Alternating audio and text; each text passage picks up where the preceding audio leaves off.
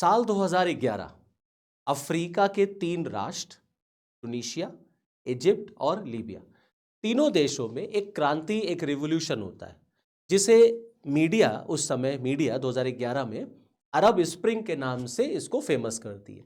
पहले टूनिशिया में हुआ, फिर इजिप्ट में हुआ और फिर लीबिया में हुआ। इस रिवॉल्यूशन के थ्रू लीबिया, टूनिशिया और इजिप्ट में जो डिक्टेटर फॉर्म ऑफ गवर्नमेंट थी उसको सत्ता से बाहर किया गया। पहले लीबिया में गद्दाफी को बाहर किया गया, इजिप्ट में जो हुस्न मुबारक की सरकार थी उसको बाहर किया गया।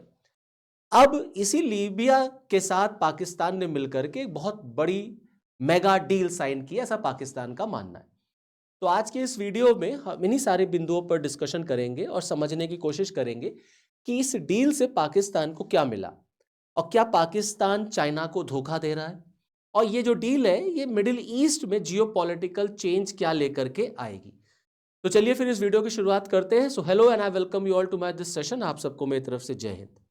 दरअसल कहानी ये है कि आसिम मुनीर पहुंचे लीबिया और लीबिया के साथ उन्होंने $4 बिलियन की एक मेगा डील साइन की, ऐसा पाकिस्तान का कहना है। तो आप बिल्कुल ये कह सकते हैं कि भाई पाकिस्तान को जाहिर सी बात है खजाना मिल गया, इतना बड़ा पैसा, इतना पैसा, $4 billion, it's a big big deal. अब इसमें पाकिस्तान ने क्या कहा है? पाकिस्तान का कहना है कि वो लीबिया को, अपने भाई को सारे वेपन्स देगा जो आसिम मुनीर का मानना है इंडिजिनसली बिल्ट है, मतलब वो पाकिस्तान की टेक्नोलॉजी से पाकिस्तान में बने हुए, जहां चाइनीज एयरक्राफ्ट को सेल आउट करने की बात की गई है। और वो चाइनीज एयरक्राफ्ट JF-17 जो ज्वाइंटली बिल्ड है, जो ज्वाइंटली डेवलप्ड है, पाकिस्तान में ज्वाइंटली डेवलप्ड है, यानी कि चाइना की टेक्नोलॉजी, चाइना का उसमें सब कुछ लगा है। और पाकिस्तान के आसिम मुनीर लीबिया में कह रहे हैं कि मेरी टेक्नोलॉजी जो है वो मेरे भाइयों के लिए हमेशा अवेलेबल है। दरअसल पाकिस्तान मुस्लिम नेशंस के साथ, मुस्लिम कंट्रीज के साथ एक मुस्लिम ब्रदरहुड का कार्ड खेलता है। तो वो कहता है कि मेरी जितनी भी टेक्नोलॉजी है वो सारे मुस्लिम नेशंस के लिए है। और ऑब्वियस सी बात है, जितने मुस्लिम कंट्रीज हैं उसमें अगर आप देखेंगे तो मिलिट्री स्ट्रेंथ देख लीजिए, न्यूक्लियर स्ट्रेंथ देख लीजिए, तो उसमें पाकिस्तान आपको सबसे आगे नजर आएगा। उन्होंने ऑपरेशन सिंदूर का भी जिक्र किया, बड़े मजे की बात। ऑपरेशन सिंदूर का जिक्र करके उन्होंने कहा कि देखिए ऑपरेशन सिंदूर जब चला भारत के साथ तो हमने कैसे भारत को मुंह तोड़ जवाब दिया, और हमको अल्लाह ने, हमको डिवाइन इंट्यूशन मिला। मीन्स ऑपरेशन सिंदूर में पाकिस्तान की रक्षा देखिए अल्लाह ने कर ली, और 90% जो टेक्नोलॉजी ऑपरेशन सिंदूर में यूज हुई वो पाकिस्तान की थी, जिससे उन्होंने भारत का ब्रह्मोस मिसाइल उड़ा दिया, रफेल उड़ा दिया, S-400 डिफेंस सिस्टम को उन्होंने बर्बाद कर दिया। ऐसा आसिम मुनीर लीबिया में बोल के आए हैं, और आसिम मुनीर ने ये सारा इंप्रेशन लीबिया के सामने, अपने काउंटर पार्ट के सामने इंप्रेशन उन्होंने झाड़ा। तो ये जो झूठ उन्होंने वहां बोला है, दरअसल वो ये चाह रहे थे कि लीबिया उनसे बहुत इंप्रेस हो जाए, और जो लीबिया के जो फील्ड मार्शल हैं उनसे वो इंप्रेस हो जाएं, और बढ़िया लीबिया को जो है वो वेपन्स सप्लाई करते रहे।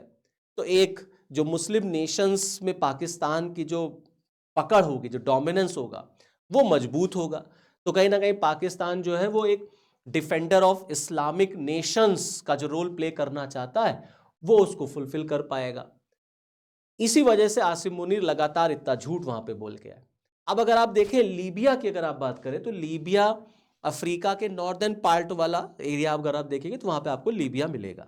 यह है आपका लीबिया, यह है टूनिशिया, यह अल्जीरिया है, इधर आप देखेंगे तो Egypt. Okay, and this is your Libya. Libya का पॉलिटिकल सिनेरियो क्या है कि लीबिया में कोई सिंगल गवर्नमेंट नहीं है।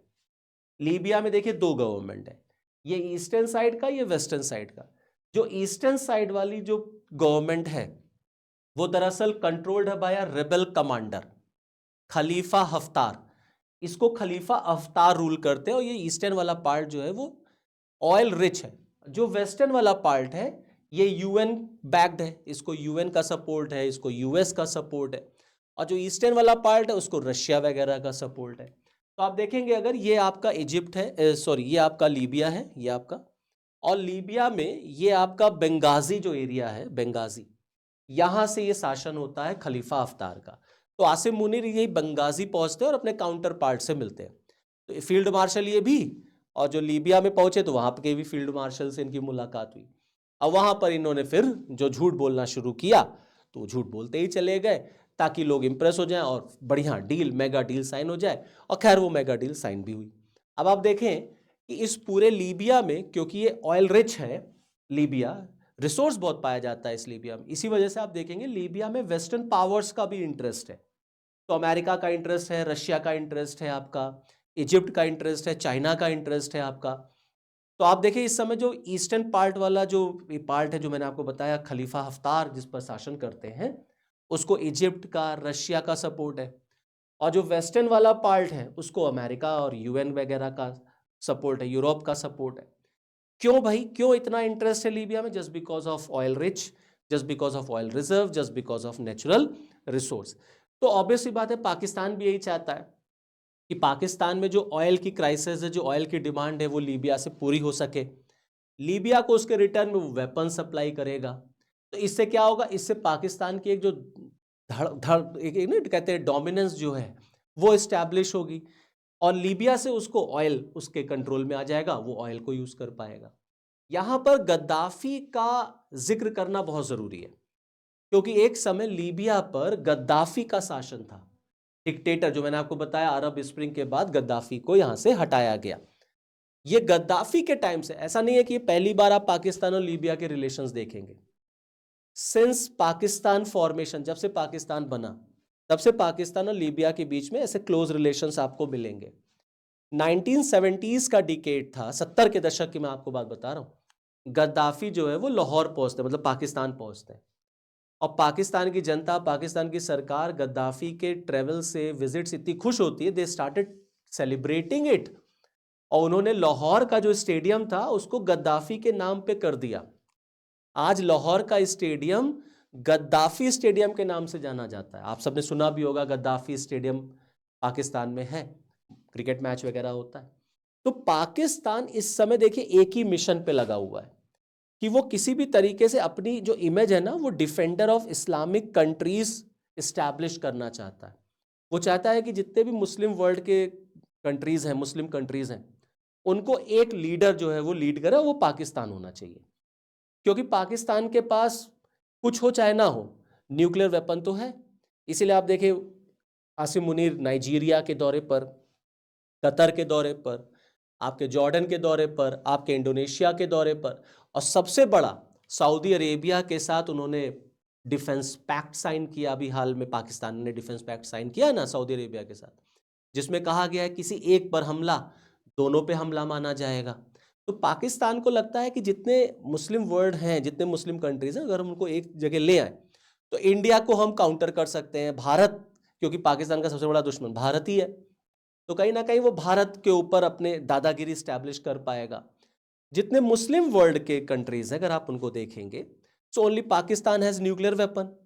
और जितने मुस्लिम कंट्रीज हैं आपस में भी सबके क्लैश चलते हैं। जैसे सऊदी अरेबिया का ईरान से चलता है, तो Iran is trying to have nuclear weapon. तो अगर ईरान के पास न्यूक्लियर पावर आ गई तो सऊदी अरेबिया का डोमिनेंस, उसकी हेजेमनी, उसका दबदबा जो है वो कम हो जाएगा।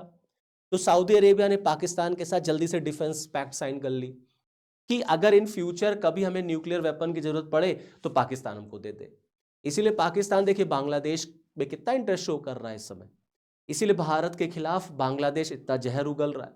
तो बांग्लादेश के लोग इतनी नफरत क्यों दिखा पा रहे हैं? Just because of Pakistan influence. तो पाकिस्तान और बांग्लादेश का नेक्सस, ऐसे ही पाकिस्तान और लीबिया का नेक्सस आपको इस समय बनता हुआ नजर आ रहा है।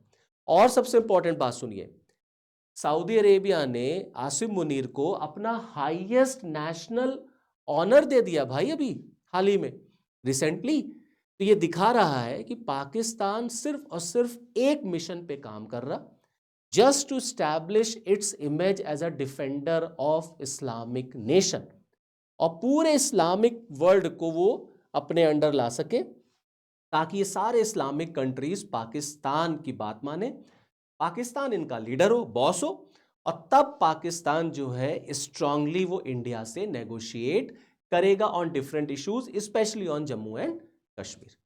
So this is all from this video. Next video में आपके साथ फिर मिलूंगा, तब तक के लिए जय हिंद।